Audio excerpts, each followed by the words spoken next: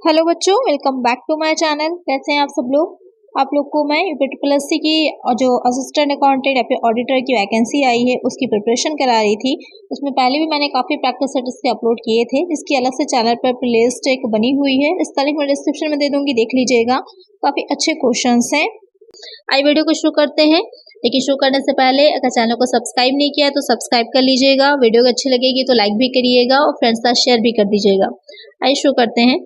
First question इसमें लेते हैं, वित्तीय प्रबंध सहायता देता है। फाइनेंशियल मैनेजमेंट हेल्प्स इन कोषों की कुशल आवश्यकता का अनुमान लगाने और स्थायी संपत्तियों के कार्यशील पूंजी में कोषों के भावपूर्ण विस्तार के मॉनिटर करने में, कंपनी की क्रियाओं के दीर्घकालीन नियोजन में, संगठन के लिए लाभ नियोजन में, इनमें से कोई नहीं। The estimation of total requirement of funds and monitoring effective deployment of funds of company's activities, long-term planning of company's activities, profit planning for the organization, none of these। तो क्वेश्चन में आपसे पूछा है कि जो वित्तीय प्रबंध होता है, फाइनेंशियल मैनेजमेंट होता है, किस चीज में हेल्पफुल होता है।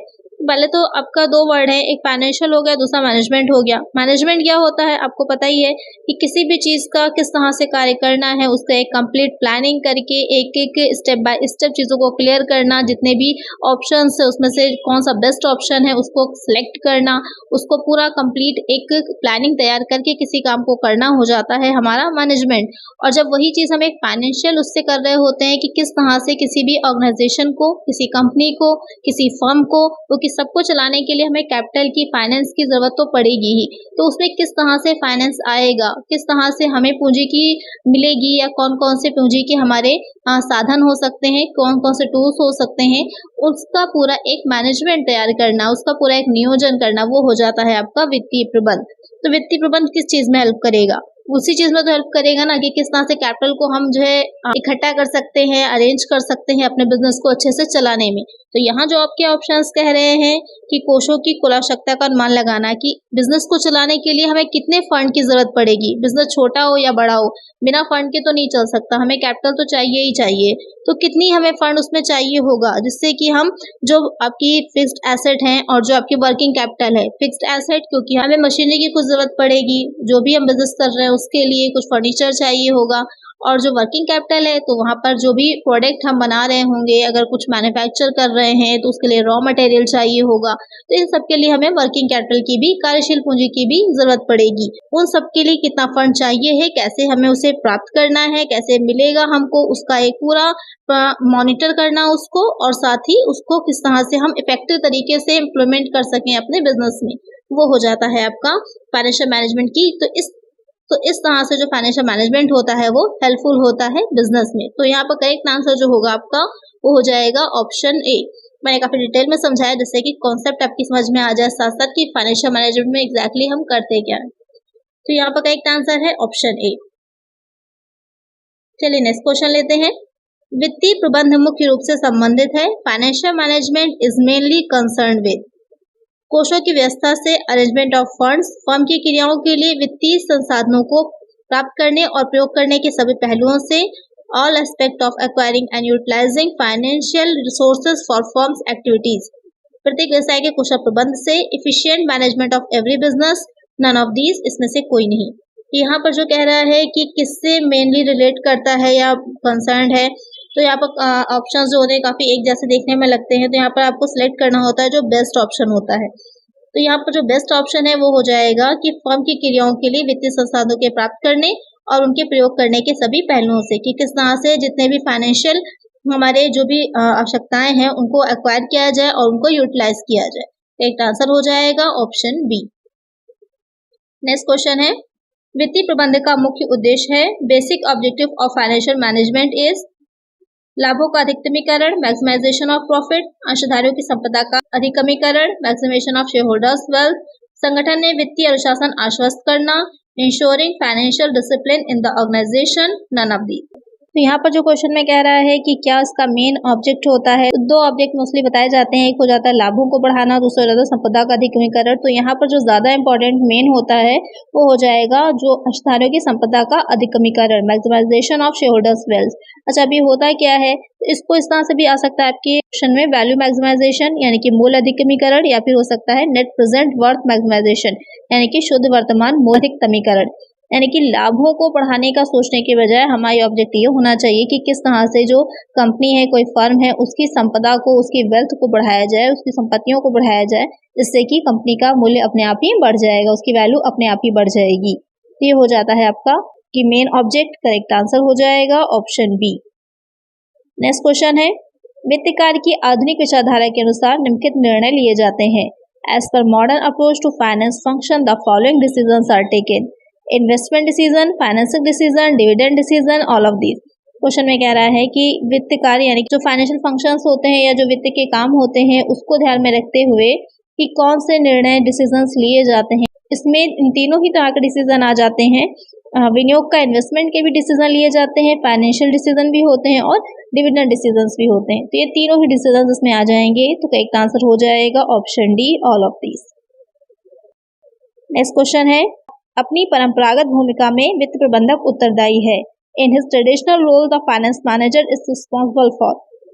कोषों की व्यवस्था और कुशल उपयोग के लिए, arrangement and efficient utilisation of funds, वित्तीय संसाधनों की व्यवस्था के लिए, अरेंजमेंट ऑफ फाइनेंशियल रिसोर्सेज, संगठन के लिए पूंजीगत संपत्तियों को प्राप्त करने के लिए, acquiring capital asset for the organisation, none of these, इसमें से कोई नहीं। तो क्वेश्चन में जो कह रहा है कि जो वित्त प्रबंधक होता है, जो फाइनेंशियल मैनेजर होता है, उसका क्या रिस्पॉन्सिबिलिटीज होती हैं।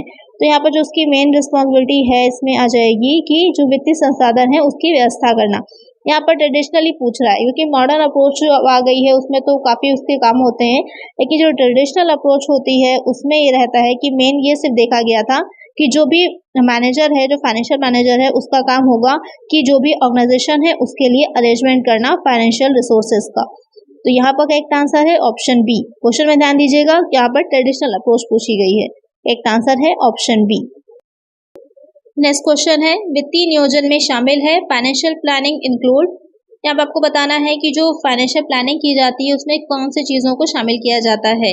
पूंजी की मात्रा का अनुमान, estimate about value of capital, पूंजी ढांचा निर्धारण, डिटर्मिनेशन ऑफ कैपिटल स्ट्रक्चर, पूंजी संबंधी नीतियों का निर्धारण, formulation of policies regarding capital, उपयुक्त सभी, ऑल ऑफ दीज। तो क्वेश्चन में जो कह रहा है कि जो फाइनेंशियल प्लानिंग होती है उसमें कौन सी चीजें आ जाएंगी। तो फाइनेंशियल प्लानिंग में इन तीनों को ही शामिल किया जाता है। या सबसे पहले तो हमें ये डिसाइड करना होगा कि कितनी वैल्यू हमें चाहिए, कैपिटल कितनी चाहिए बिजनेस के लिए हमारे। कोई छोटा सा ही बिजनेस आप कर रहे होते हैं, एक चलिए बिजनेस को छोड़ते हैं, एक नॉर्मल सा हम एग्जांपल ले लेते हैं कि आपके घर में किसी की मैरिज ही होती है, तो एक अनुमान तो लगा लेते हैं ना आपकी जो है, हाँ 5 लाख 7 लाख कितना भी, जितना भी आपका बजट है उसके अकॉर्डिंग कि इतना हमारा खर्चा तो होना ही होना है, इतना एक्सपेंसेस तो होना ही होना है। तो इसी तरह एक बिजनेस में भी एक अनुमान लगाया जाता है कि इतनी कैपिटल हमको चाहिए ही चाहिए स्टार्टिंग में। उसके बाद आएगा कि पूंजी ढांचा, कैपिटल स्ट्रक्चर, क्योंकि एक बिजनेस की अगर हम बात किसी कंपनी की कर रहे हैं तो वहां पर कुछ लाख या हजार की जरूरत नहीं होती, करोड़ों की जरूरत होती है। तो इतना अमाउंट किसी एक व्यक्ति के पास होना पॉसिबल नहीं होता, तो उसके लिए क्या करता है वो अपनी जो कैपिटल होती है उसको छोटे छोटे टुकड़ों में बांटता है, वो हो जाते हैं उसके शेयर्स। इसी तरह से हो जाते हैं डिबेंचर्स, जो वो ऋण लेता है।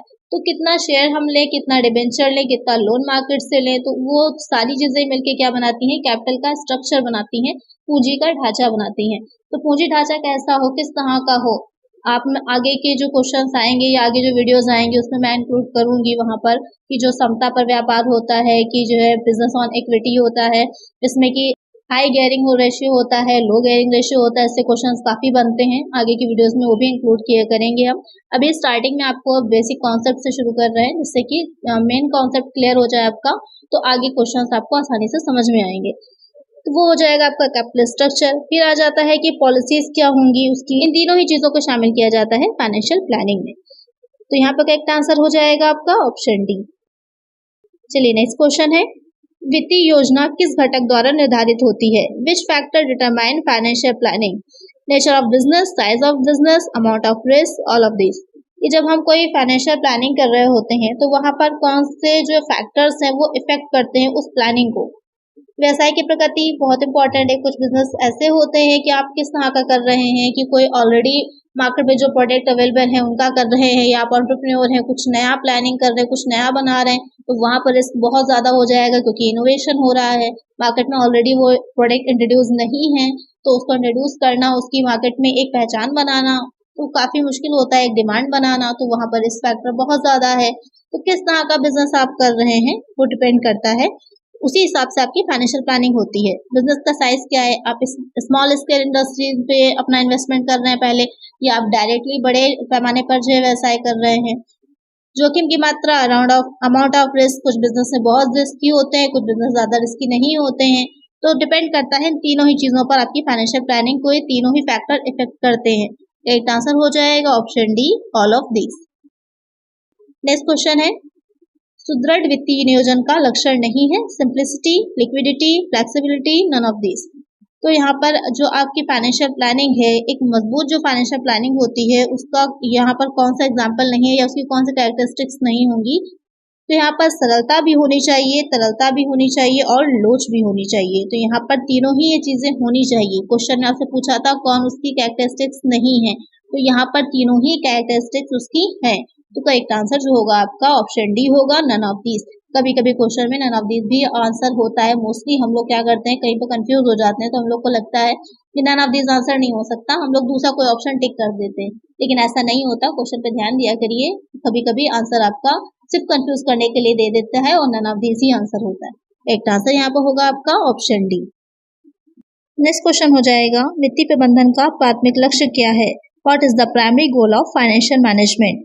To minimize the risk, to maximize the owner's wealth, to maximize the return, to raise profit. तो क्वेश्चन में कह रहा है कि जो फाइनेंशियल मैनेजमेंट होती है उसका प्राइमरी यानी कि प्रारंभिक लक्ष्य क्या होता है, कि जोखिम को कम करना, या फिर जो स्वामी है उसकी संपत्ति को अधिकतम करना, जो प्रतिफल है उसको अधिकतम करना, या फिर लाभ को बढ़ाना। तो इसको मैंने अभी आपको समझाया था, तो इसका आंसर आप लोग मुझे कमेंट करिए कि जो फाइनेंशियल मैनेजमेंट होता है उसका प्राइमरी ऑब्जेक्टिव क्या हो जाता है, कि वो लाभ को अधिकतम करना चाहता है, या फिर जो संपत्तियां हैं, जो एसेट है उसको बढ़ाना चाह रहा है, जो वेल्थ है कंपनी की, या फिर जो रिस्क है उसको कम करना चाह रहा है। तो ये आप लोग मुझे कमेंट करिएगा।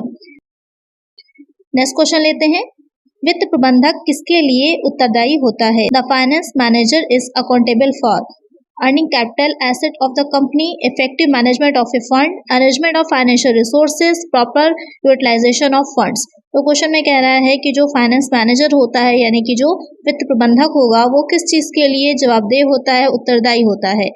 कंपनी की पूंजीगत संपत्ति के अर्जित करने के लिए, किसी फंड का प्रभावी प्रबंधन करने के लिए, वित्तीय संसाधनों की व्यवस्था करने के लिए, या फिर धन का उचित रूप से प्रयोग करने के लिए। जो फाइनेंस मैनेजर होता है वो मेनली जो किस चीज के लिए ज्यादा अकाउंटेबल जवाबदेह होता है, वो हो जाती है अरेंजमेंट ऑफ फाइनेंशियल रिसोर्सेज। उसका मेन काम ये देखना है कि कैसे वो अरेंज कर सकता है जो वित्तीय सोर्स है, साधन है, जिससे कि जो कंपनी है, जो भी संस्था है, ऑर्गेनाइजेशन है, वहाँ पर फाइनेंस को लाया जा सके। क्योंकि जब तक फाइनेंस नहीं आएगा तो आगे वो चीज़ें तो बाद में आती हैं कि किस तरह से उसको हम यूज़ करेंगे। पहले तो हमें उसको इकट्ठा करना है, अरेंज करना है, अरेंज करने के बाद ही तो हम यूज़ कर पाएंगे ना। तो पहले उसका काम ये हो जाता है ये देखना कि मेन वो जवाबदेह इसलिए होता है कि वो फाइनेंस को अरेंज करे। तो एक आंसर हो जाएगा ऑप्शन सी। नेक्स्ट क्वेश्चन है, the market value of the shares is decided by. शेयरों का बाजार मूल्य निर्धारित किया जाता है निवेश बाजार, सरकार, शेयर धारक, संबंधित कंपनियां। तो आपको यहाँ पर बताना है कि जो शेयर्स होते हैं, अंश होते हैं, आपको पता ही होगा एक कंपनी में जो उसकी टोटल कैपिटल होती है, जो उसकी मेन शेयर अंश पूंजी होती है, उसके जो छोटे छोटे टुकड़ों में बांटा जाता है वो एक टुकड़ा क्या कहलाता है, अंश कहलाता है, शेयर कहलाता है उस कंपनी का। उसके बाद उसका डिसाइड होता है कि वो कितने का होगा, 100 रुपीज़ का, 1000 का, कितने का होगा, ये चीज़ डिसाइड होती है। तो उसी टोटल कैपिटल जो उसकी है उससे डिवाइड कर दीजिएगा तो नंबर ऑफ शेयर्स पता चल जाते हैं हमको कि कितने शेयर्स हैं कंपनी के। और उसको कंपनी क्या करती है, जो डिपेंड करता है ये किस तरह की कंपनी है, उसी के अकॉर्डिंग उन अंशों को या तो जनता को दिया जाता है, पब्लिक को दिया जाता है, या फिर जो कंपनी के मेंबर्स होते हैं वो डिपेंड करता है किस तरह की कंपनी है, पब्लिक है या प्राइवेट है। तो यहाँ पर जो शेयर है उसकी जो मार्केट वैल्यू होती है वो कैसे डिसाइड की जाती है, कहाँ पर निर्धारित की जाती है? वो निर्धारित की जाती है जो इन्वेस्टमेंट मार्केट होता है, जो निवेश बाजार होता है वहां पर। एक आंसर हो जाएगा ऑप्शन ए। वो डिपेंड करता है कि कंपनी कितने प्रॉफिट में चल रही है, कंपनी की बिजनेस जो है उसकी स्टेट क्या है, किस तरह का बिजनेस है, क्या उसकी गुडविल है, इन सारी चीज़ों का इफेक्ट पड़ता है जो प्राइस होता है उसके ऊपर। तो एक आंसर होगा option A.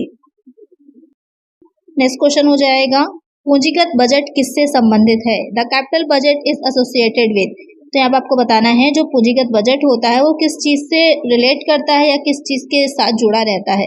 Long term and short term asset, fixed asset, long term asset, short term asset. तो क्वेश्चन में कह रहा है कि किससे जुड़ा रहता है जो कैपिटल बजट बनाया जाता है। तो आपको पता होगा दो तरह का होता है, एक रेवेन्यू बजट बनता है, एक कैपिटल बजट बनता है। तो जो हम पूंजीगत बजटिंग करते हैं, फाइनेंशियल मैनेजमेंट आपने पढ़ा होगा इसके बारे में, तो उसमें हम जो लॉन्ग टर्म एसेट्स होती है सिर्फ उन पर ही डिपेंड करता है, उन्हीं चीज़ों में कितना हमको आवश्यकता होगी जो हमारी एसेट है उसके लिए, और कितना कहाँ से हम उसको जो है अर्न करेंगे उसको देखा जाता है। तो यहाँ पर करेक्ट आंसर होगा ऑप्शन सी। दीर्घकालिक संपत्तियाँ जो होती हैं, लॉन्ग टर्म एसेट्स जो होती हैं, उसके लिए हम कैपिटल बजट बनाते हैं। नेक्स्ट क्वेश्चन है, CAPM स्टैंड्स फॉर। यहाँ पर आपको फुल फॉर्म बतानी है जो CAPM है उसकी। Capital asset pricing model, capital amount printing model, capital amount pricing model, capital asset printing model. तो यहाँ पर जो उसके अलग अलग दे रखे हैं मॉडल्स, उनके बारे में है क्वेश्चन, आपने पढ़े होंगे तो उसकी डिटेल आपको पता होगी और उसकी फुल फॉर्म भी आप जान पाएंगे कि CAPM का हो जाएगा पूंजीगत परिसंपत्ति मूल्य निर्धारण, पूंजीगत राशि मुद्रण मॉडल, पूंजी राशि मूल्य निर्धारण मॉडल या फिर पूंजीगत संपत्ति मुद्रण मॉडल। तो ये हो जाता है पूंजीगत परिसंपत्ति मूल्य निर्धारण model, capital asset pricing model होता है CAPM की फुल फॉर्म। ये जो आपकी पूंजीगत संपत्तियां होती हैं, जो कैपिटल एसेट्स होती हैं, उनकी जो कीमत का निर्धारण किया जाता है कि किस तरह से निकाला जाए, उससे रिलेटेड ये आपका मॉडल हो जाता है। एक आंसर हो जाएगा ऑप्शन ए। नेक्स्ट क्वेश्चन है, इनमें से कौन पूंजी संरचना का भाग नहीं है, हिस्सा नहीं है? Which of these is not a part of capital structure? Equity shares, debenture, short term borrowings, bonds. मैंने आपको बताया ही था कैपिटल स्ट्रक्चर के बारे में अभी कि क्या होती है कि जो कंपनी की पूंजी है, जो कंपनी की कैपिटल है, वो हम किस तरह से करना चाह रहे हैं, उसमें कितने शेयर्स करना चाह रहे हैं, कितने डिबेंचर यानी कि कितना हम शेयर्स पे देना चाह रहे हैं, जिसमें कि आपको पहले से डिसाइड नहीं होता कि कितना आप जो है डिविडेंड देंगे। वो डिपेंड करता है कंपनी में कितना प्रॉफिट हुआ है, उसी के अकॉर्डिंग आप डिविडेंड देते हैं। और जो लेकिन आपका जो डिबेंचर्स अगर हम जारी कर रहे हैं, डिबेंचर्स दे रहे हैं, उसके माध्यम से, उसके मीडियम से हम एक कलेक्ट कर रहे हैं जो हमारी कैपिटल है उसको, तो वहाँ पर वो हो जाती है फिक्स रेट वाली, क्योंकि यहाँ पर डिबेंचर के साथ आप कितना उसको इंटरेस्ट देंगे वो लगा रहता है। आपने डिबेंचर जहाँ पर भी पढ़ा होगा साथ में 7%, 6%, जितना भी डिसाइडेड होता है कि उस पर इंटरेस्ट देना हो, साथ में उसकी रेट लगी रहती है, तो फिक्स रेट वाली आपकी हो जाती है, स्थिर दर वाली पूंजी हो जाती है। तो किस तरह की आपको स्ट्रक्चर रखना है कि आपकी स्टार्टिंग है या ऑलरेडी बिजनेस चल रहा है, तो उस पर डिपेंड करता है वो।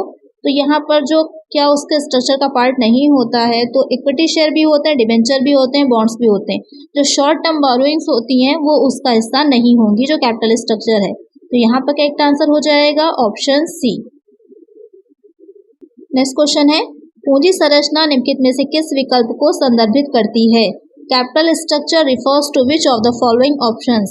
Current asset and current liability, shareholders equity, long-term debt, preferred stock and common stock options, none of the above। तो क्वेश्चन में कह रहा है कि जो पूंजी संरचना है उनमें से किस विकल्प को संदर्भित, यानी कौन सा विकल्प है, कौन सा ऑप्शन है जो कि हमें कैपिटल स्ट्रक्चर के बारे में कंप्लीट नॉलेज दे रहा है या उससे रिलेट करता है।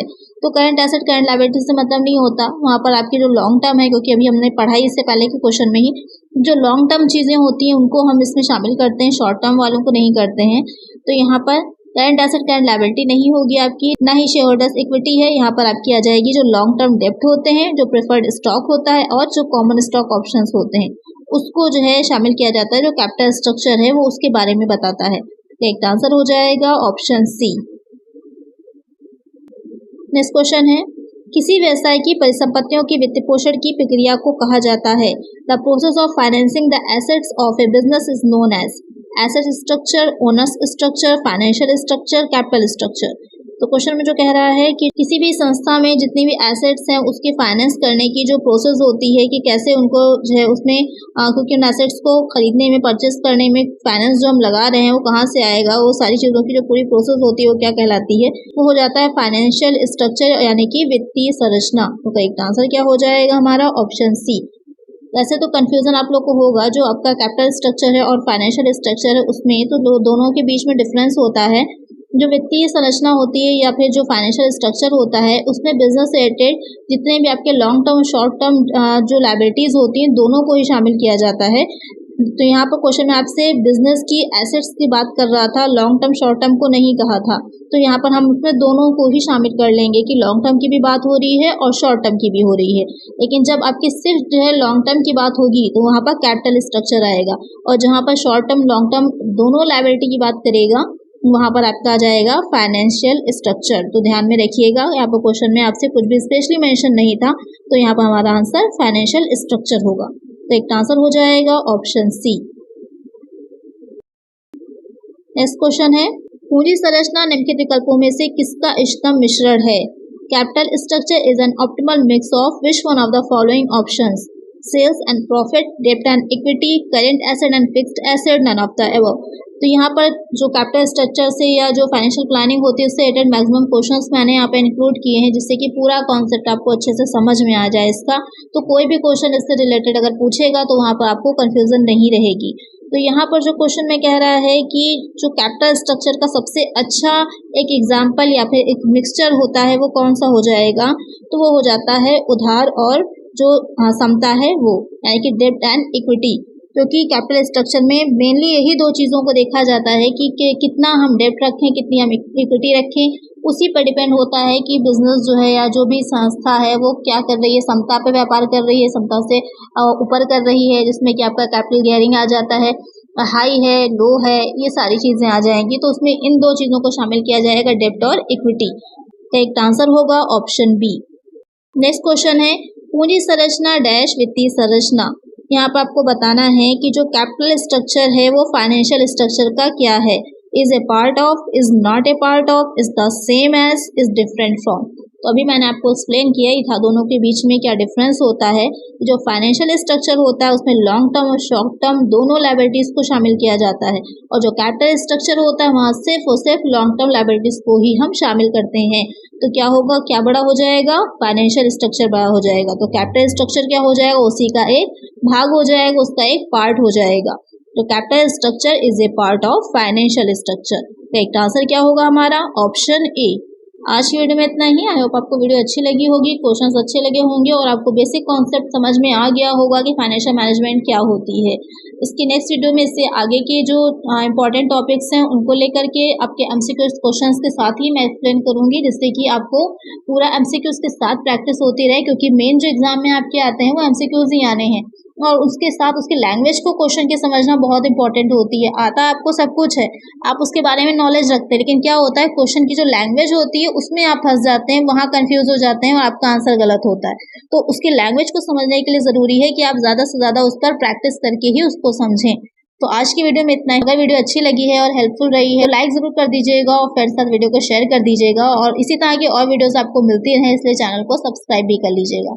मिलते हैं नेक्स्ट वीडियो में कुछ और नए क्वेश्चंस के साथ। Thank you.